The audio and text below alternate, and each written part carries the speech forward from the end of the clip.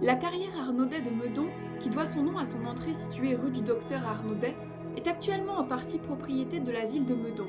Elle est située sous la colline des Brians, dite aussi colline Rodin, plus précisément sous l'atelier d'Auguste Rodin.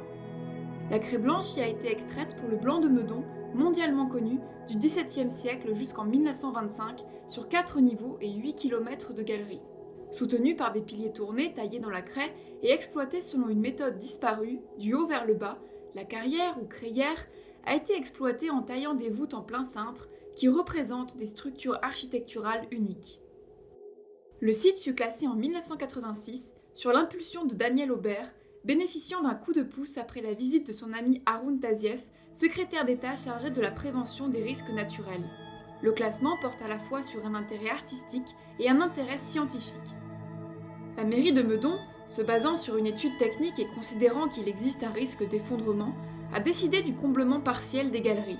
Dans cette perspective, la Direction régionale interdépartementale de l'environnement, de l'aménagement et des transports d'Île-de-France, en partenariat avec la Commission régionale du patrimoine géologique, a été amenée à faire procéder à une sauvegarde numérique des principaux points d'intérêt de cette carrière. La plateforme Plémo 3D de Sorbonne Université a été chargée de la numérisation. La campagne de numérisation par scanner laser 360 degrés et photogrammétrie 3D a été réalisée en 2020. La numérisation est créée à partir du recalage de près de 230 scans. Un minimum de 500 prises de vue a été nécessaire pour la photogrammétrie de chaque point d'intérêt.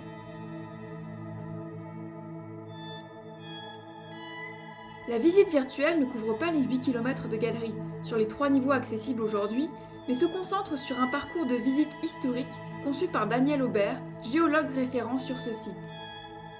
Ce parcours passe par 12 objets, géologiques et historiques, liés à l'usage de la carrière.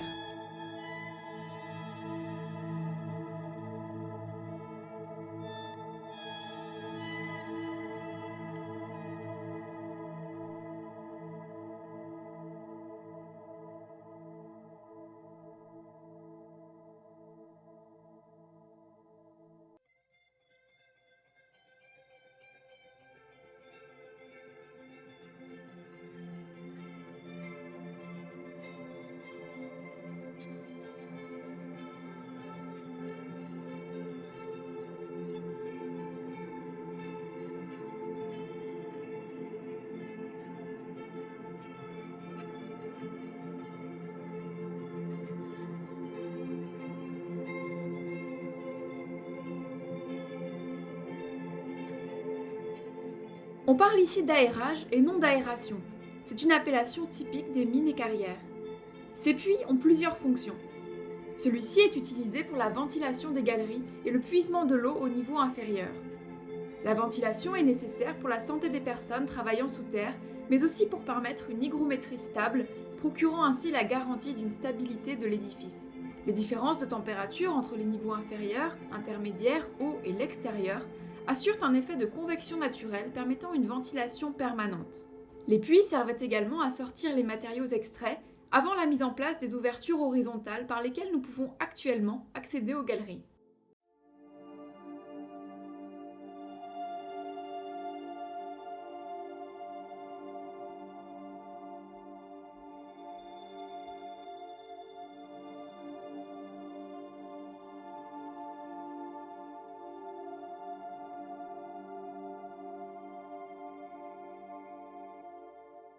Le karst est une structure géomorphologique résultant de l'érosion hydrochimique et hydraulique de toute roche soluble, principalement de roches carbonatées, dont essentiellement des calcaires. La craie est baignée par la nappe de la Seine. Il y a 100 000 ans, le niveau de la Seine était plus haut d'une dizaine de mètres, ainsi qu'en témoignent les terrasses d'alluvions abandonnées par le fleuve. L'eau de cette nappe s'écoule vers l'aval, tout comme la Seine. Pour ce faire, elle utilise généralement la porosité de la roche. Mais si une fracture ouverte se présente, telle une des failles décrites plus loin, elle sera de préférence utilisée. Ce faisant, elle corrode les parois, et ce plus particulièrement dans la zone de battement de la nappe, c'est-à-dire dans l'espace parcouru par les oscillations de la surface de la nappe, celle-ci ayant un niveau variable. Cet écoulement, qui durera plusieurs milliers d'années, a façonné des conduits karstiques, véritables grottes dans la carrière des Brians. Ces conduits pénétrables, allant jusqu'à 5 mètres de haut pour une largeur allant de 1 à 2 mètres, sont encombrés de débris provenant des niveaux recouvrant la craie, calcaire d'Aniens et argile sparnassienne. De section ogivale, Leur axe s'incline conformément à la faille originelle. Ce type de galerie karstique ne possède ni entrée ni sortie, c'est un karst de nappe.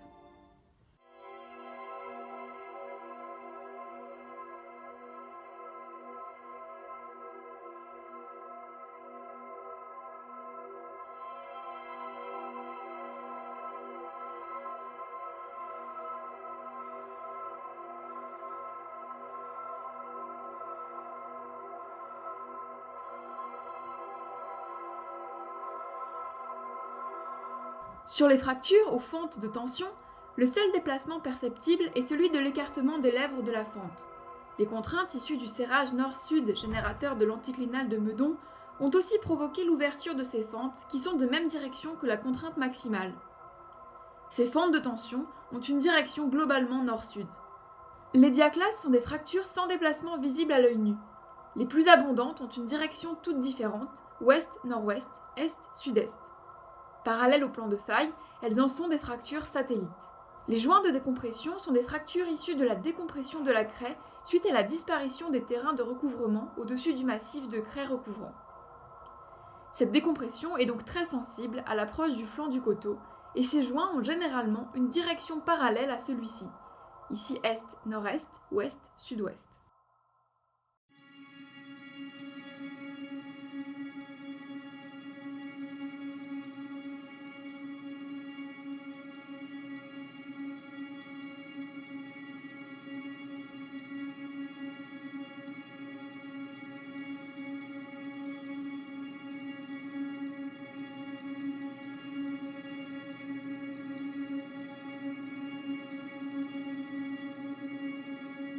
Cette importante faille, de direction ouest, nord-ouest, est, sud-est, et ses satellites, bien dégagés par l'exploitation, ont pu être étudiés avec précision. Ce système, situé dans le prolongement oriental de la faille de la Seine, représente un des éléments géologiques majeurs de cette carrière par la netteté de ses éléments. Les miroirs de faille, surface de frottement des deux compartiments ayant glissé l'un contre l'autre.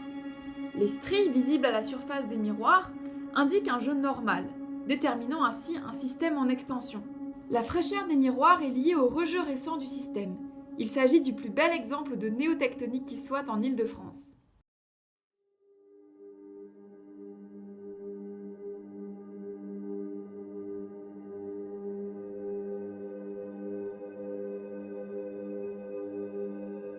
L'eau de mer contient naturellement de la silice dissoute. La teneur en silice des eaux interstitielles dans la boue crayeuse située à quelques décimètres sous la surface du fond marin était régulièrement assez élevée pour que la silice précipite, cela de préférence autour d'un débris organique, oursins silicifiés ou remplissage de terriers de crustacés par exemple. Il s'agit d'une silice colloïdale amorphe. Le premier pôle de silicification va grandir de façon aléatoire pour former un rognon de silex. Les lits correspondent aux périodes de concentration maximum en silice dans l'eau contenue dans la boue marine. La formation de silex faisant chuter la teneur en silice de l'eau de mer jusqu'à la prochaine forte concentration. C'est un processus lié probablement aux variations cycliques du paléoclimat du Campanien, ce qui explique les intervalles réguliers des lignes de silex dans la masse de la craie.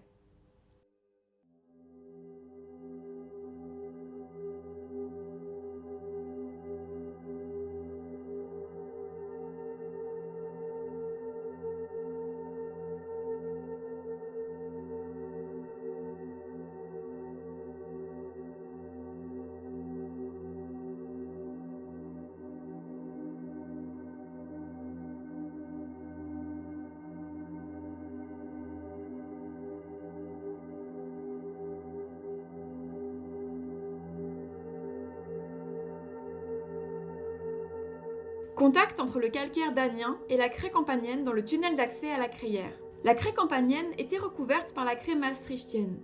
Une immersion du bassin pendant environ 5 millions d'années a provoqué l'érosion du maastrichtien. Des traces de racines, visibles dans la craie altérée, qui apparaît ici de couleur sombre, sont les témoins d'une immersion prolongée. Les vides laissés après la disparition des racines ont été remplis par les sédiments de la mer du Danien. De 1835 à nos jours, l'âge attribué à cette limite a fluctué, certains considérant que les calcaires de Meudon devaient être rattachés à la craie et représentaient ainsi le dernier dépôt marin du Crétacé. D'autres, se basant essentiellement sur les fossiles, on rattachait ces calcaires à la première invasion marine du Tertiaire, ce qui est généralement admis aujourd'hui.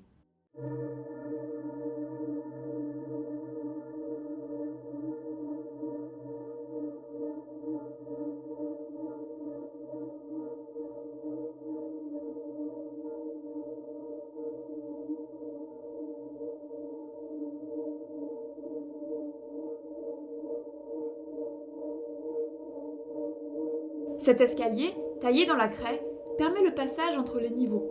Il participe en outre à la ventilation de l'édifice.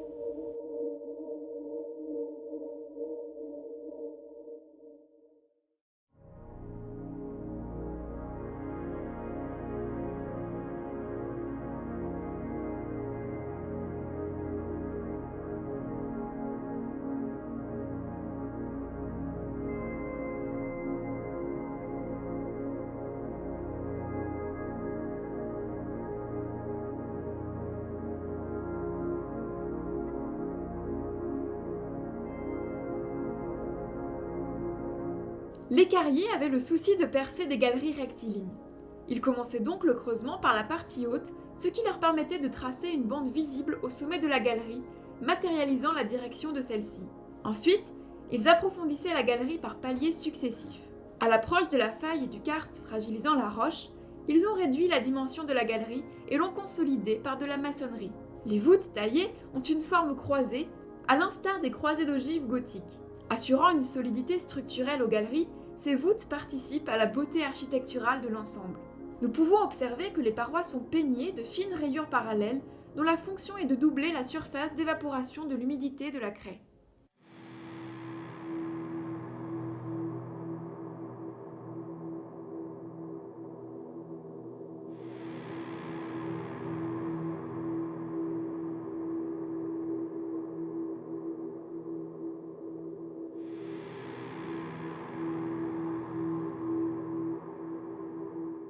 Réquisitionnées en 1943, les carrières se sont vues affecter 350 ouvriers par le service du travail obligatoire.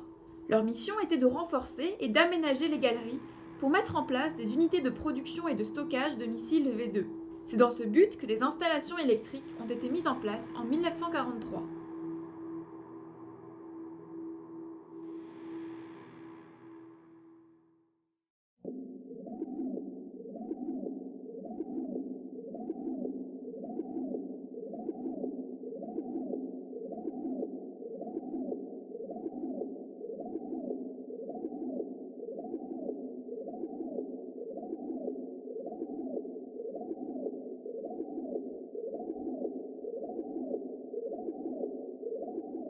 Nous pouvons observer à plusieurs endroits des renforts de voûtes. Ces travaux ont été réalisés au XXe siècle, notamment pendant l'occupation allemande. Les ouvriers français ont mis tout leur zèle pour ralentir ces travaux. De fait, ces galeries n'ont jamais servi à leur funeste dessein.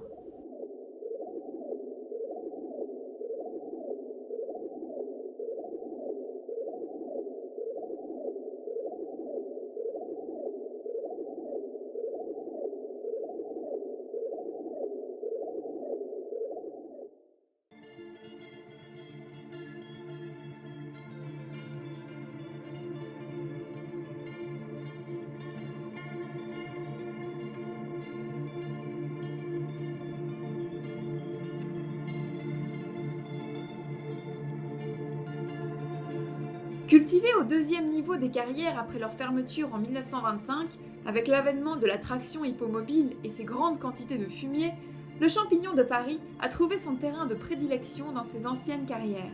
Périclitant après la Seconde Guerre mondiale, notamment en raison de la migration de la main-d'œuvre vers l'industrie, cette culture s'est terminée au début des années 1990, détrônée par des productions d'Europe de l'Est, avec des coûts de production inférieurs.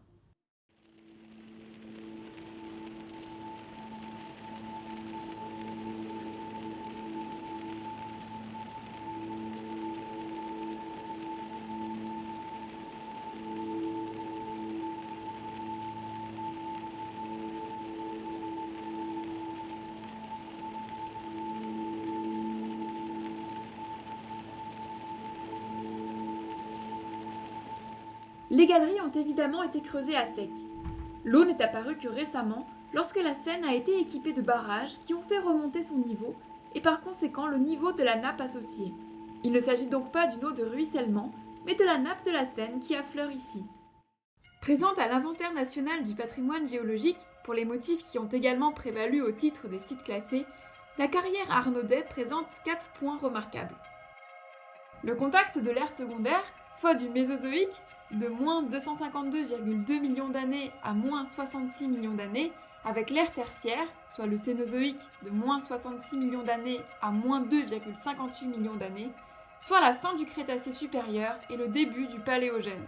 Un grand miroir de faille trace du glissement entre deux compartiments rocheux. La disparition de l'un des blocs laisse apparaître le plan de faille. Un karst, structure géomorphologique résultant de l'érosion. L'induration de silex dans la craie. Comme souvent, les carrières sont des ouvertures sur le passé géologique de la Terre, véritables machines à remonter le temps, elles offrent des fenêtres sur un passé enfoui. Nous pouvons observer de nombreux fossiles de mollusques issus des milieux marins, mais aussi une faune variée de vertébrés.